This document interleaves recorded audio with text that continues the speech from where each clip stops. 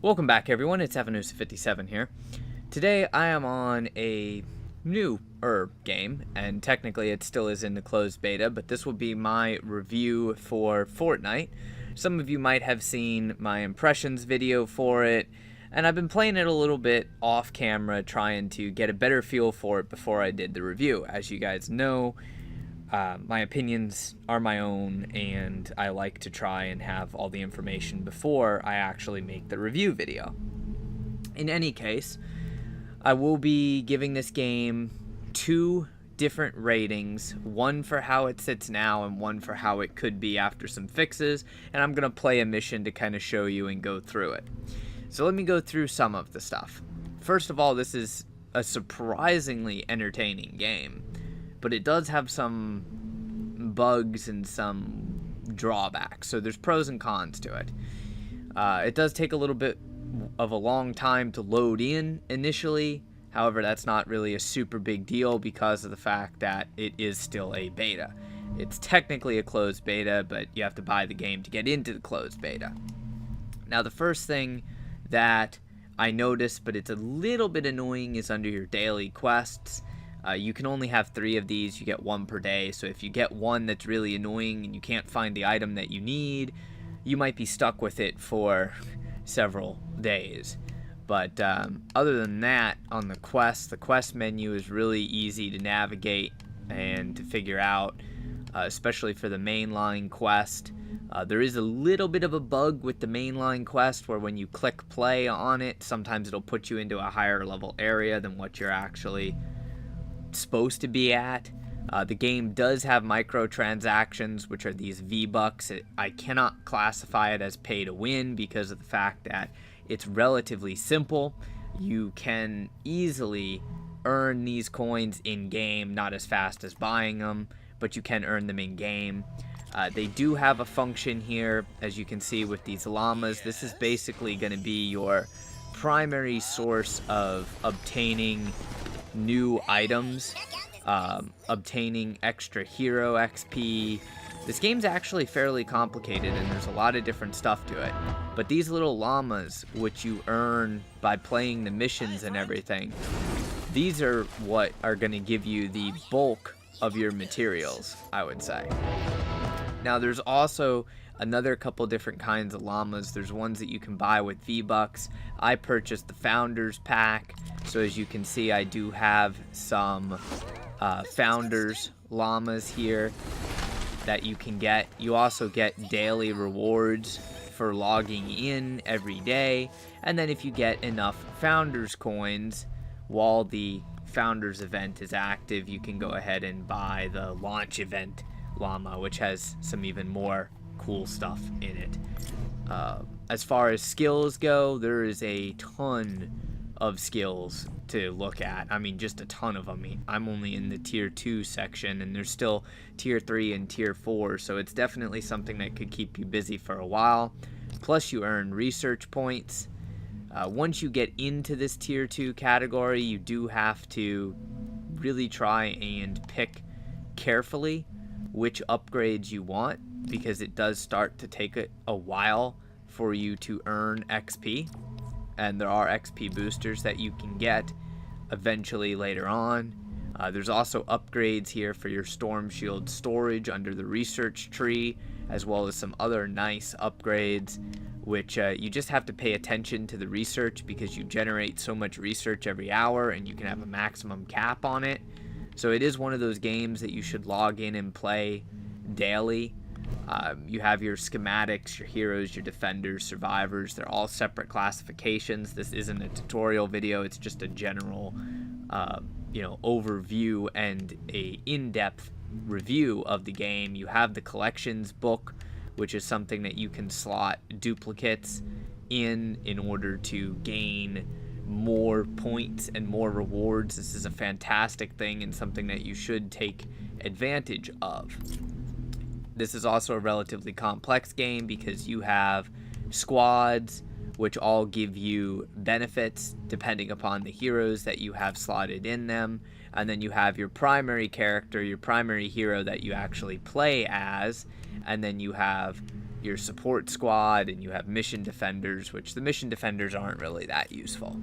So let's go ahead and play a match here. Let's see what we have available to us. Some of these matches will have different limited time rewards, like they have that little clock symbol on them, and that means that they are a alert mission that will give you varying rewards. But we have to do one of these missions for the main quest, so as I go through it, I'm just gonna do a mission. Now you can kind of tell that I've covered briefly what's involved in the game, and I do kind of like it. I mean, it is a good game. It's fair, we'll put it that way. But my initial rating for the game has to be only a 7. And the reason for that being is I'm going to get into some of the bugs in the wall that you run into. Now, if they fixed all that, I do believe the game has the potential to earn a 9 out of 10 rating. That's because it's actually kept me hooked on it, which is something that's kind of hard to do for most games. So initially, the first thing that you're going to notice when you go ahead and actually try to do anything is the fact that you have a very long load screen. This loading time is very long, and it does bug me a little bit, but I understand it's loading an entire world, and it's a closed beta. So hopefully we can expect a little bit faster load time in the future. Maybe when the game is fully released. But the two biggest complaints that I have about this game is involving crafting and involving the enemies. So right now you're going to see some of the more exotic enemies in this mission, and there's several different types of missions. Not to spoil anything, but there are different types of enemies in the game. Most of them are okay, but there are some of them that they're a bit overpowered. I mean, there's really no way around it. They're just overpowered. So I really do think that certain enemies need to be adjusted, because there is this wall that you run into where as you level up, the lower level missions will no longer reward you with experience. They'll only reward you with the mission rewards, which basically make them pointless. So you need to do higher and higher level missions to level up. That makes sense. But there are different crafting components, which I will show you, and depending upon your weapon schematic, the better you make your weapon schematic, the rarer the material that it takes to actually craft it. So eventually you get to the point that I'm at, where like I have a legendary 2-star weapon. If I go in and show you, it is the one that I got with the Founders Pack, and this weapon requires silver ore, which I'm already having a hard enough time finding, and if I try to 3-star it, it would require this new type of ore, this malchulite, or whatever the heck you want to call it, and I've barely been able to find 3 pieces of it. So crafting does get a little bit annoying in this game, especially because all of these crafting materials that you see here, they all take up inventory space, which this is the most annoying part about crafting. You have to have all of these materials to craft better and better items and traps and all of that, but they take up your inventory space. Like I'm at 103 of 105 inventory slots, and I can show you I only have 2 traps in my inventory, my ammo, and 3 weapons. So technically 5 slots are items. The other 100 slots-ish are all of these resources, which is so dumb. Personally, I believe that either crafting materials should not take up inventory space at all, or the main crafting materials, which I can show you right here, metal, stone, and wood, these should stack up to at least, say, 9,000. Check your map for the location. And then the rest of the materials should stack up to at least 1,000.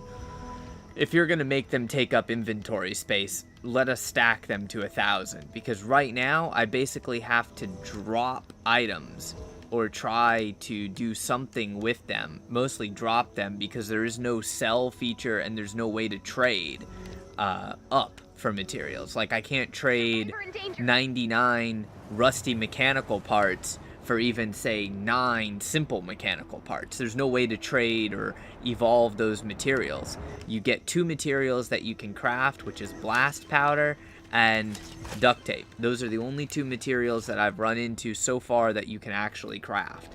So, the crafting system taking up a crap ton of your inventory space is, in my opinion, a bit broken. Now, there are different classes that you can play. Right now, I'm playing as my soldier, which, in my opinion, I have more fun with, simply due to the fact that it is a lot easier to kill enemies with a soldier, which that is something that, you know, you should expect. It should be easier to kill enemies with a soldier. That part of the game makes sense.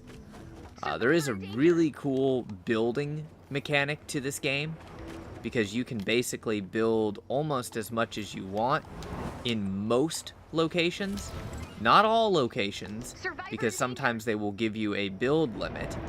But as you can see, most of these locations, like I'm gonna actually go up here, and I will show you that you can build basically, there's a limit, there's a ceiling in the game, but for all intents and purposes, you can pretty much build as high as you want to. You can also twist items around, make them look different. The harvesting mechanic in the game for resources isn't really bad at all. So they do give you a fair deal of most resources, even if you're not an outlander. It's only the crafting ingredients that are a bit broken in how long it actually takes to get them. And you can completely destroy buildings and everything. Some of the missions are a lot easier than other missions. For instance, this particular mission is relatively easy due to the fact that all you have to do is find and rescue survivors. However, with that kept in mind, if all of your teammates are not participating towards the objective, then it can be very difficult to actually complete the objective if they're running around just searching for loot or things like that. Now, I'm going to show you what I mean by there is a ceiling to the game, but you can build up quite high. And there's 3 different categories of metal. There's combat, building, and utility. The higher that you get those metals, the better your reward at the end of the match will be. Building and upgrading structures goes to building, crafting and destroying goes towards utility, and of course combat is relatively self-explanatory. It's just kill things. The more things you kill, the better. But so you guys get the idea now. Let me go ahead and show you. I'll take that off. I'm literally way above the map up here. This is the ceiling. There is not a build limit that I have run into per map, but there is a ceiling to the map, which is what I just showed you. So you can build monstrosities that are completely unnecessary. You can also upgrade if you have the skill tree unlocked. You can upgrade the materials that you've built with. And I'll get into combat here in a minute and actually show you. I have a quest that requires me to look for a blue glow siphon, so I am playing with my friend Dirty. He's in the party, and that's why his name is green as opposed to the other players' names, which are white. But yeah, there's just a ton of stuff that you can go through and harvest and break down, and depending upon the mission, some missions will give you more time to run around and search for items, since you need those rare crafting materials. And like I explained, finding them can be very, very annoying. It can be easy, but it can also be really annoying due to the fact that, well, they don't give you a whole lot of them. And like for me to craft this weapon, I need 11 silver ore. I don't think I'm even going to be able to find a single piece of silver ore in this map, because they are really rare. You also need blue glow depending upon the mission to activate special things. Ah, here's silver ore. That's what silver ore looks like. And you'll see when I get it all done, I bet I get 1 piece. Survivor in danger. Yep, 1 piece of silver ore. Basically, next to nothing. So they do need to really work on the crafting materials, in my opinion, making some of them a little bit easier to obtain, and then reducing the amount of inventory space that these items actually take up. We're in danger. So what I'm trying to do is find the blue glow siphon and find this survivor that I have literally no clue where the hell he is. Because the main mission is to survive, or not survive, but to find and rescue these survivors. Can't let the husks destroy the drone. And those little, oh, we can't let the husks destroy the drones thing Under attack? are basically crap. Here's the survivor. Ah, you make it look easy. There we go. We just got another survivor, which is awesome. Now what I need to do is try and find Dirty, because chances are Dirty is actually at an objective. It's kind of what he does.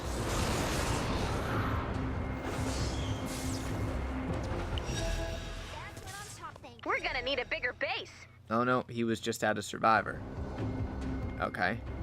I don't know where this blue glow siphon is.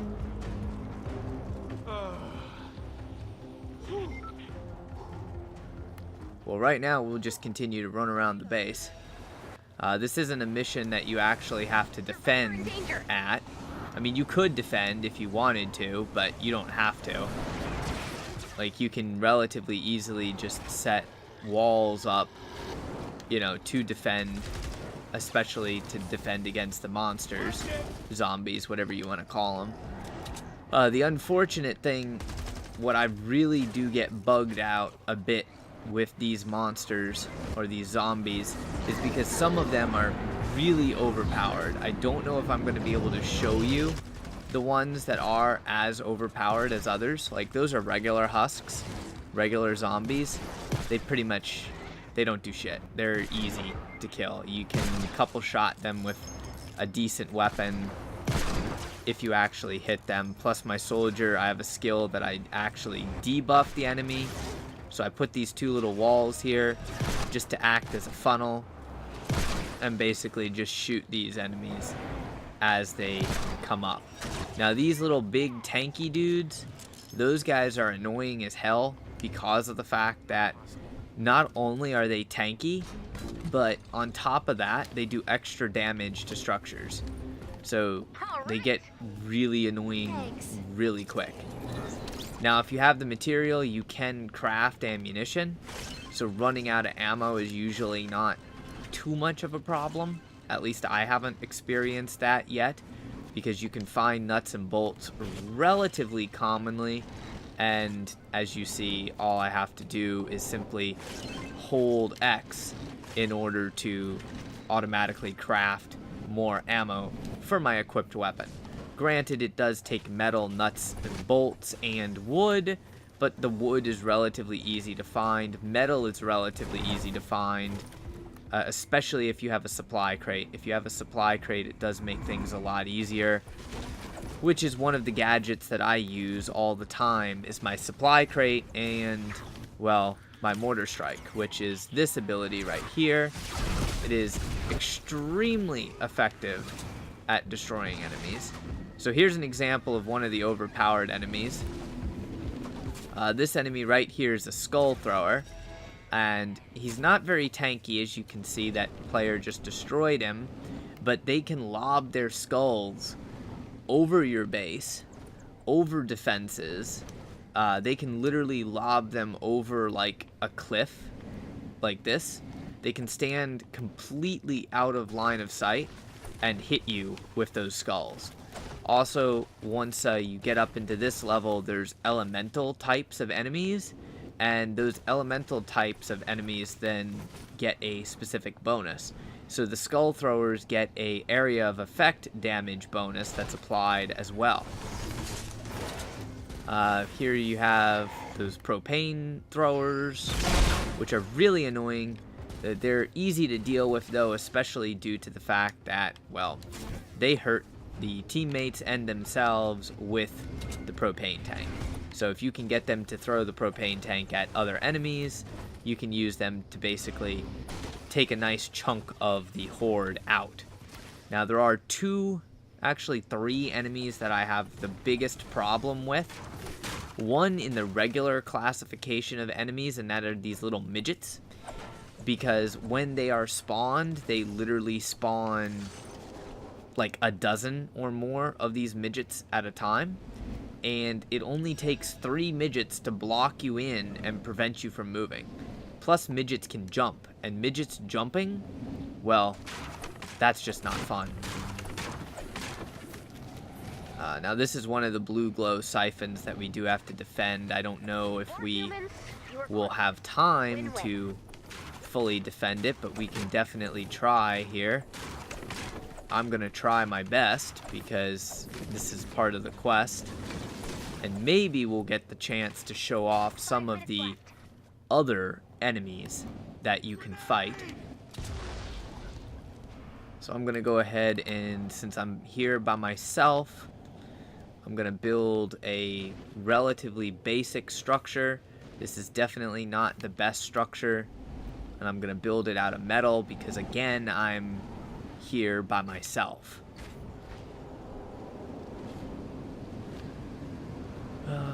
Let's see. I need to put a door in here. And that is a nice thing. Like, you can see I'm changing the way that the material is constructed.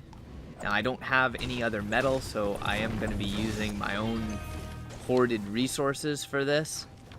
But I will need to get it started as soon as possible. So I am actually going to go in and craft traps. Which the reason why I cannot craft traps is because I have too much crap in my inventory. So I will drop a stack of stone. Like I said, this is really, really annoying to deal with. And I'm going to build wall launchers.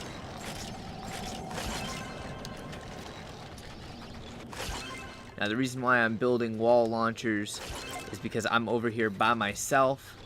So the best thing that I can do is, if a zombie does get close, try and knock said zombie away. I don't have Dirty over here with me. Otherwise, he could help me out. He would be a great help because he's a constructor. But I don't know what he's doing right now. So, no harm, no foul. Alright, I'm going to go ahead and start this. And I will do my best to try and defend it by myself. I don't know if that's going to be possible, which means I'm going to upgrade these walls. And those fat guys, they get a damage bonus against walls, so you really have to watch out for them. Storm's getting rowdy. I do have the ability to throw grenades as a soldier, which, I mean, they're nice, but they don't do that much damage. So it's one thing that's annoying. There's also the fact that enemies can come from multiple sides, so you do have to watch that. Basically, this is a very, very difficult thing to do completely by yourself. It's meant to be done with more of a team with you. Doing it by yourself, possible, but difficult. And I can call in my supply crate and get some extra supplies. I'm just gonna hit this again. Activating.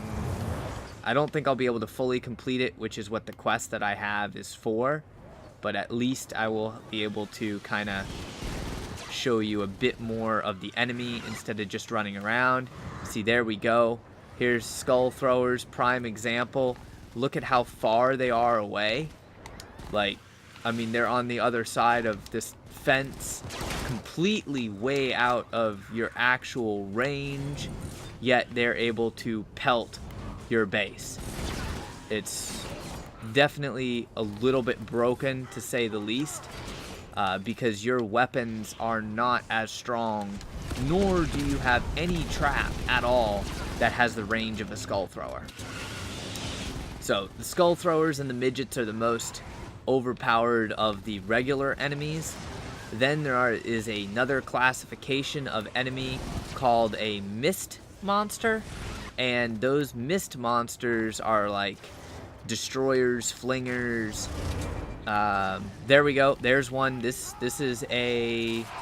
What are you? You are a flinger. Okay, flingers are the most annoying of all of the mist monsters due to the fact that not only do they have a ridiculous armor bar, but they actually have a shit ton of health. And without a soldier, you cannot strip flingers very quickly. But the most annoying for me, in my opinion, because I am a soldier, are storm ghosts. And storm ghosts will actually sit there and they do a double melee attack. Like melee, like melee from the left, melee from the right. And they're extremely quick, so you really can't get away from them. Personally, I believe that there needs to be a little bit of a nerf to the mist monsters, and then they need to rebalance these weapons so that you can actually do more damage with your better weapons without constantly running out of the material to craft them. It wouldn't be as big of a deal if you ran out of the material to craft them if they didn't degrade. Unfortunately, though, they degrade. And because of the fact that they degrade and eventually break, it makes having to constantly craft new ones very annoying when it takes, say, 11 silver ore for me to craft that assault rifle that I had, but I only found one that entire mission. And that assault rifle's not going to last for 11 missions. So, unfortunately, it's just I believe they need some balancing. Now, I've already submitted this as a in-game ticket.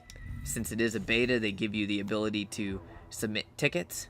And, like, we just got people schematic XP and pure drops of rain from doing that.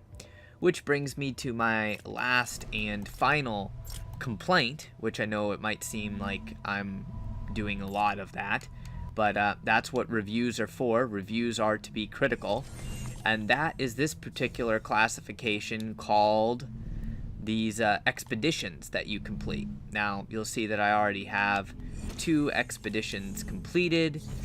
These take a certain amount of real-world time in order to complete, and the bad part with them is they can fail. So the first 2 that you get aren't that bad, but let's say if you want crafting supplies or supply caches, or like what I really would like is survivors, so I could get more survivors. Let's say I want to do that, and it takes 90 power, which means that you have to match people according to their power in order to get a higher success. Okay, that makes sense. But my highest level soldier, level 51, or power rating of 51, only gives a 56% chance of success, and it requires 15 people. People are basically like a universal currency. You need people for basically everything that you do in the game. Sending out these higher level expeditions. Even this one. Look at this one. This one, just a basic one, requires me to have 5 people. So you don't want to fail. You basically never, ever, ever want to send out an expedition that doesn't have 100% success rate. And I don't have enough epic people, or even if I was to put my legendary person... Okay, yeah, that would actually do it if I put my legendary person out here. So this is basically one. I can only do one of these expeditions that's going to have 100% success. Otherwise, it's just not worth doing it and wasting that resource of people. And then I can launch that expedition, and it will be back in 7 hours and 59 minutes. So I can understand later on in the game where expeditions could be kind of helpful, but the requirements to run them, because you mostly get rare or uncommon people. Like if I go and I show you all my heroes, I have a couple legendaries from the Founders Pack, and then I have all rares and uncommons. It's almost impossible for me to find an epic. I have only found 2 epics throughout playing this game. One is a ninja and one is a soldier. But I've only found 2 epics. I haven't found any other legendaries. So I'm not sure. I think it's a little too hard to find those to make expeditions worthwhile. And then as far as the rest of these heroes go, you can retire them for more hero XP to level up your main heroes, which is nice. But they don't really help you with the expedition, so I think there is a lot to this game. There's definitely more to learn. Maybe in the future they'll come out with a method for us to like upgrade, I don't know, say 5 greens to make a blue hero, or 5 blues to make a purple, which I know some of you might be yelling at the TV going, you can do that now, you can transform people. And yes, it is correct, you can transform. Like here I can make a survivor schematic. Now the thing of it is, what I have to do to make a rare survivor schematic is I have to add, basically, the only thing that you can add, which is uncommon survivors. So I could add a uncommon survivor, but if you look at that, in order for me to add a uncommon survivor and transform him into a schematic, which I don't know exactly what I would get, it's a toss-up, you require 140 people. That's a little ridiculous. That's literally half the people that I have saved from playing this game since it launched. So it's definitely a bit out there. I don't know. We'll see what they do with it. Even these schematic uncommon keys, if you put the required resource in it, 32, it still takes 2 pure drops of rain. So it's kind of weird that way. And I really don't think that these schematic keys, which are a one-time use item, should require a pure drop of rain or people in order to give you that one weapon, because it's still taking another resource that you're transforming. So I just think that the rest of the material, basically once you get, if I show you on the map, the way this game goes, in short, Stormwood, the very first section, easy, relatively easy. You'll be able to breeze through these quests, and it really won't seem like anything is amiss. You will get to the first section after that called Plankerton, and it's going to start to get very difficult very quick, to the point that it almost becomes a little bit annoying, because all of your quests are in the higher level zones, but your weapons and character are weak, so you have to go back and farm the lower level zones, getting yourself basically hardly any XP, and it just feels like a wall that you run into. So I believe rebalancing is the easiest way that you could explain this. There needs to be more of a rebalance to just how inventory space is managed, how strong enemies are, and if they did that generic rebalance, I believe the game could easily get a 9 out of 10, because it has been able to keep my interest. It has been something that I would enjoy, being able to min-max my hero and my squad, and I don't know, it's just a fun game in general. But if I had to do it again, would I buy the Founders Pack? Probably not. I bought the Founders Pack to get access to the beta, to be able to provide this video for you, but I don't think that I would necessarily do that again, simply because of the way that it's gone in-game. So hopefully you guys enjoy. If you have any questions or comments, make sure you leave a comment. Otherwise, remember, smash the like button, share the video with a friend, and of course, subscribe more content.